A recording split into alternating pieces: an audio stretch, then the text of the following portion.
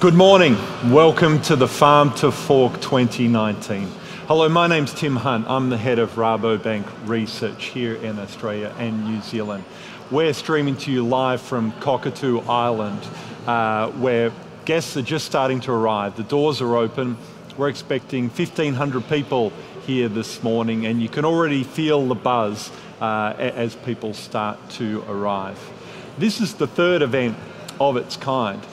In 2014, we held the first summit of this nature, which was held at the time to align with the G20 meeting of world leaders here in Australia. And the idea was to put agriculture onto the agenda for shaping the future of the world's economies and society. We've held subsequent events in 2016 and 2019. We're back today. The aim today remains twofold. Firstly, to celebrate the role that agriculture plays in our society and our economy, and also to address the issues that will shape the sector in the next 20 years and how we take advantage of the many opportunities out there and the challenges as we look to feed the world sustainably through to 2050 and beyond. We have many of our clients attending today, but we're aware that not everyone could join us here today. We did want to share as much of this with our client and the industry as possible, hence our desire to live stream with you here this morning and throughout the day. We'll be bringing to you the highlights of what's going on here. We're starting off this morning with interviews with my colleagues in the Rabobank research team, addressing a number of key issues that we think are important to have on the agenda and think through how we navigate them over the next 10 years or so. After that, there'll be 3 further sessions where I'll be interviewing speakers off the main stage as we address issues ranging from sustainability to AI and robotics, and what scientists think are the 7 key megatrends that will shape this sector as we move into the future. But first of all, it's my great pleasure to welcome to live streaming my colleague Wes Lefroy, agricultural analyst, originally from WA and based here these days in Sydney. Welcome to live stream, Wes. Thank you very much for having me, Tim. I said to you before, it feels something like the MCG in the morning of grand final days. A lot of anticipation and excitement about what we're about to see today, and looking forward to hearing the event today, but also for those who couldn't join us, glad you've got the live stream to watch throughout the day as well. Yep. And Wes, we're going to kick off today talking about the relationship between technology and land prices. Yep. We see and we know that land is the greatest asset that most of our clients have. It's the primary vehicle through which wealth is created over the long term. Yeah. And also, the latest data actually shows that for total farm capital, land makes up an average of 80%. So I agree, it is a significant part of the farm business. Yep. So we as a research team recognise this. We have increasingly covered this sector. You released our inaugural land price report for the Australian market last year. And Wes, perhaps we should kick off generally by discussing what do you see the key factors are that tend to drive land prices? Well, Tim, as you highlighted, we also released a podcast on this in early January. So let's, as you said, let's do a little bit of a recap. I think that at a higher level, land markets are incredibly complex, and that's certainly been one of the biggest challenges writing our inaugural paper from August last year, was mapping out the key drivers behind land prices. So the key mechanism that we found that drove land prices was operating profit, and this impacted land prices at a national level, but also at a state level, and also at a regional level. Yep. So playing into land prices, playing into operating profit, was things like commodity prices, seasonal conditions, also rainfall was another event. Yep. But also more broadly things like world GDP, which influence food demand.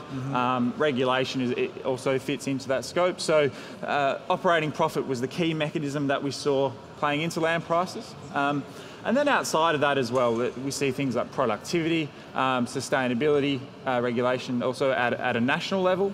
And then more at a regional focus. And these are probably the things that are the most important driving land prices, particularly at that regional level. And these can be the biggest influences are demand for land in a particular area, availability for sales, and we're seeing the market particularly responsive to demand and supply at the moment. But also things like access to infrastructure, how easy is it to get a product to port, influencing land prices, but also living standards. So, how far are we from a major city? How easy is it to attract employees? Also impacting land prices. So as you can see, there's a wide range of factors, but productivity and technology fits into that operating profit, which influences land prices at a national level, but also at a state level and a regional level as well. So you and I, Wes, both walked this morning in through the Innovation Garden, which is literally just behind us, where we see 36 companies showcasing and discussing some pretty innovative technologies that are either here now or coming at us through the pipeline. We see SkyWeb talking about ways to WiSky to improve internet connectivity. We see Vents looking at ways we can provide virtual fencing in an agricultural and livestock environment. We see AgriDigital looking at ways that we can harness data better for farm management decisions.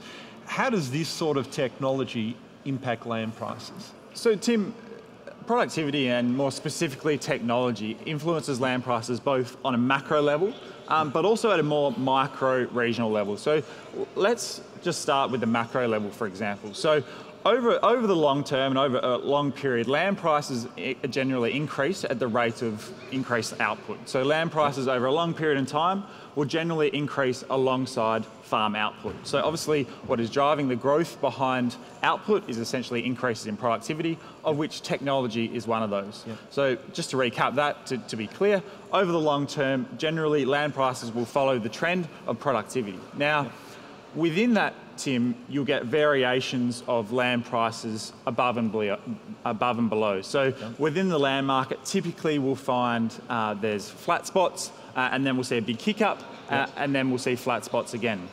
So essentially what we see, there's a whole host of factors playing into those smaller deviations in land prices, but one of the key ones is technology and productivity, and particularly as we get more down into the regional micro level, that's where we can see variations in land prices and technology influencing land prices from farm to farm, but also from region to region. So why does, I think it's fairly self-evident that technology that increases productivity would increase the value of land across the board. Explain to us a little bit more why it matters at micro level, why you see divergences there. Well, Tim, as you pointed out, some of the technologies you've talked about, they don't have the same equal application for every farm across Australia and New Zealand. So, for example, you get a technology like virtual fencing, and you pointed out Vents, who are in our innovation garden here today. Their application is primarily, or at least initially, certainly in the more pastoral regions, where obviously there's a lot of fencing infrastructure relative to the amount of herd. So from that respect, we can see a technology like that will have specific applications more in the pastoral regions, influencing pastoral land prices. However, for nearby properties which are in other production types, won't have the same level of application. So that's an example of how we can get these regional differences at a micro level. Increases in productivity which are only applicable to certain production types can influence land prices of one production type relative to the other. So the technologies we've just mentioned are relatively new. Technology itself, though, isn't as new, though as you and I well know. Presumably, if technology impacts land prices, there must be some pretty good examples in the past of new technology that's been rolled out that's really had an influence on the value of lands. Can you give us an example? Well, an example I like is in particular seed technology and the application of GMO canola here in Australia. We've seen, particularly in more drier regions, a more concentrated uptake initially early of GMO canola relative to the higher rainfall regions. And essentially GMO canola has allowed an increased application to kill weeds. So particularly in the earlier years of GMO canola, we've seen we saw the technology have a more positive influence on land prices, particularly in those, in those regions where uptake was a lot higher and the technology was more applicable, and those farmers had less less tools in their toolbox, so to speak, in terms of killing weeds. Now, we're seeing over time seed technology like GMO canola is increasing in uptake across Australia. But initially, certainly where we saw the uptake more concentrated and the application a little stronger, that's a really good example of where technology has contributed to output and has acted to increase land prices in specific areas relative to others. Yep. So that's at micro level, and it raises the interesting question though, if technology delivers different benefits to people in different regions and impacts land prices differently as a result, do we see that globally? Are they certain countries that are better set up to benefit from some of the technologies we see? And with our primary audience here in mind, will Australia and New Zealand be amongst the primary beneficiaries of these technologies in terms of uplifting land prices, or is it going to fall first to others? Well, I think it comes back to discussing the enablers around technology, and do different countries have specific infrastructure to enable the adoption of technology? Is the technological environment, the infrastructure there for farmers to actually take up that technology and extract the benefits?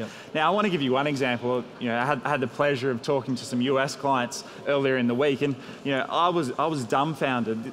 A client in southern Illinois said to me he's getting 1 gig per second upload and download rates for connectivity, which I was completely shocked. And we actually did a test here in the Sydney CBD, Tim, and it was 17 megabyte upload and download rate.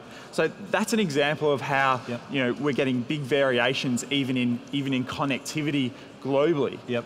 So from that respect, linking that back to your original question, some countries are going to be able to extract more benefits out of connectivity. So technology relying on connectivity to do with my previous example. But more broadly, there's applications of different technology globally as well, which some countries are going to benefit more than others. So as a result, of course, industry has to work hard to make sure we have the infrastructure to benefit from this. But bringing this back to individual client level, how should our clients factor this relationship between tech and land prices into their purchasing decisions? Well, I think there's two key factors here, Tim. And the first one is really understanding your ability as a manager to extract output from a particular farm. And I was talking to a client in southern New South Wales last month, and he considered himself in the top 5% in terms of his ability to grow pasture and create output off his mainly sheep meat production type farm. So, he said to me, I will be marketing this farm, not that he was selling the farm, but if he was ever to sell his farm, he would market it on, productive capacity of 18 to 20 DSE per hectare. So from that respect, as I said, he considered himself at the top level, and not every farm manager would be able to extract that level of productivity. So for individual farm managers, it's important to understand their capacity in terms of actually, do they think they can get the same level of productivity as is stated by the previous owners, particularly when it comes to technology. Do they have the same technological skills as the employees beforehand or the operation did beforehand to get that same level of productive capacity? And there presumably, Wes, comes the great opportunity that as we do see a wave of new tech arriving that investors and farmers can take advantage of, those who are adept to using that tech and are best able to apply it will be able to buy assets, get more value out of them through increased productive capacity or reduced costs, and hence be able to outbid others for land. And that leads into my second point, Tim. In terms of understanding what new technologies are in the pipeline, there's a lot of excitement and hype around the ag tech, ecosystem at the moment, and in particular, a lot of new technologies coming online, and we've talked about some of those before. So, in terms of understanding productivity gains or potential productivity gains that are coming, say, in the next 5 to 10 years that will significantly influence land prices, I think can lead to or play into some really smart land purchasing decisions. All right, Wes, thank you very much for joining us this morning. We're heading to the main stage later, which is the session that you're most looking forward to out there? Look, probably a little bit biased within RaboResearch, but I've got to say Nick Faraday. I've seen him speak a couple of times. You know, I really love the global influence that the RaboResearch has, and you know, listening to Nick's views on consumers, and in particular, you know, the consumer trends that we're seeing in the US and more globally, I think is going to be super interesting. Yep. Well, thanks very much for joining me this morning. Wes will be at what we're calling the food truck, where the RaboResearch team will be stationed, catching up with clients throughout the day. Have a great day, I'm sure you will, and I look forward to seeing you out there later on. Thank you very much, Tim. It's been extremely fun. All right. Talk soon. Thank you.